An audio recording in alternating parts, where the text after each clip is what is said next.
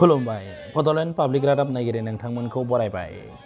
धेकियाजुलि हालामनि बालाबारि गामिनि उदां फोथाराव ब्रह्म धोरोम आफादनि जथुमा खुंनो साखाफारा जादों। धेकियाजुलि आन्चलिक ब्रह्म धोरोम आफादनि खुंगा 24थि बोसोरसालिया जथुमा आरो सनितपुर जिल्ला ब्रह्म धोरोम आफादनि 23थि बोसोरारि जथुमा लोगोसे मिरु ब्रह्म धोरोम लाइमोन आफादनि नैथि 3 बोसोरारि जथुमाखौ फारियै 20, 21, 22 जानुवारि 2023 खालाराव खुंफुंनो थाखाय थाम-थिम खालामनाय जादों। बे जथुमाजों लोब्बा लाखिनानैनो हाबाफारि लाइ खुन्थियाखौ दिनै गासै दैदेनगिरिफोरनि नुजाथिनायाव गायसननाय जायो।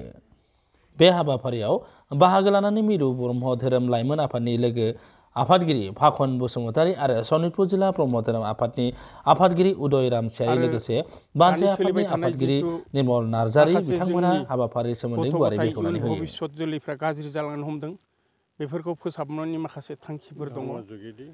बिनि धर्म जुगेदि जोङो बेखौ प्रकाश खालामनानै माखासे फोसावनायनि गेजेरजों बानजायनायनि गेजेरजों जों लाइमोनफोरखौ लाफानानै बे हाबाफारिखौ बोसोरफ्रामबो मावो आरो सेन्ट्रेलनिफ्राय जिल्लानिफ्राय आन्चलिकनि गाहायावबो प्राइमारि लानानै प्रत्येक जयगालयफ्राव जोंहा धर्म फोसावनाय जायो।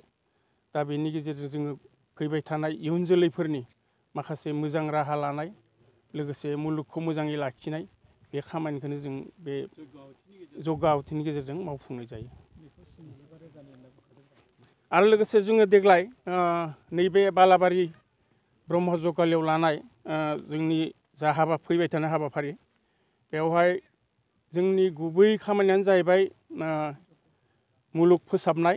दा बेवहाय जोङो गिदिर जग्ग लानाय जादों। बेवहाय गासै 80,000सो जग्ग खरसायावनो जोङो बाहायनाय जागोन बे सानथामनि हाबाफारियाव। बेजों लोगोसे सेन्ट्रेल लाइमोन आरो लोगोसे जिल्ला लाइमोन बिथांमोननोबो आलादायै मोनसे स्पेस होगोन। आरो लोगोसे जोंनि गागि आफादाबो बेवहाय मोनसे स्पेस लानानै सावरायगोन। आरो लोगोसे जोंनिनो लाइमोन आफादनि गोरों गोरा माखासे डक्टरेट गथ'फोरखौ लानानै बेवहाय लाइमोनफोरनि माखासे सेमिनारफोर लागोन। बेनि गेजेरजों जोङो मुलुगाव फोसावलांनायनि माखासे हाबाफारिफोर लागासिनो दं। दिनै जे नोंथांमोना नैबे जिल्लाजों लोगोसे सेन्ट्रेल लाइमोनाबो बेयाव मोनसे हाबाफारि सरजाबफादों होननानै जों खोनानो मोन्दों। दायो लाइमोन आफादा बेयाव हाबाफारि सरजाबफानायनि गुबै थांखिया मा? गिबियावनो गासिबो रादाब बुथुमगिरि नोंथांमोनखौ गिबियावनो खुलुमनाय थाबाय। जों दुलाराय ब्रह्म धोरोम लाइमोन आफादनि आङो लेङाइ गाहाय नेहाथारि।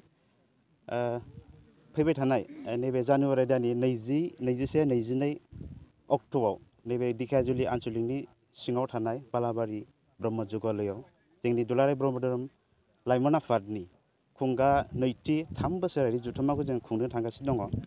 जोङो गिबियाव जोंनि दुलाराय ब्रह्म धोरोम लाइमोन आफादनि गिबियाव जों जथुम्माखौ चिरां जिल्लानि निसिमायाव जों गिबियाव खुंग्रोनाय जादोंमोन। बिनि समाव जों फैयै फैयै दिनै 3 बोसोराव आगान सुरबाय। दिनै ब्रह्म धोरोम लाइमोन आफादनि बिबाना जोंनि बे जानो गोनां जथुम्मायाव जोंना जोबनानै थांगोन। बेयाव जों गोदान आफाद दानाय जागोन।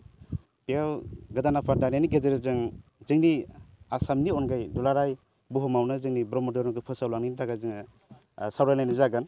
बेयाव जों माखासे सेमिनार लानाय जादों। जोंनि दानि समाजाव जोङो साख्रि बाख्रि गैयाब्लाबो जों गाव आबाद मावनायनि गेजेरजों गावनि जिउखौ माबोरै सुंथानो हायो बेयाव जों सेमिनार लानाय जादों। मानोना आथिखालाव जों लाइमोनफोरखौ नुदों साख्रिनि खिथु उन खारफानायखौ, नाथाय गावनि गोसो गोरबोजों मावनानै दैदेनलांनाय जिउखौ नागारनानै जोङो थाखा फैसानि उन खारफानाय नुदों।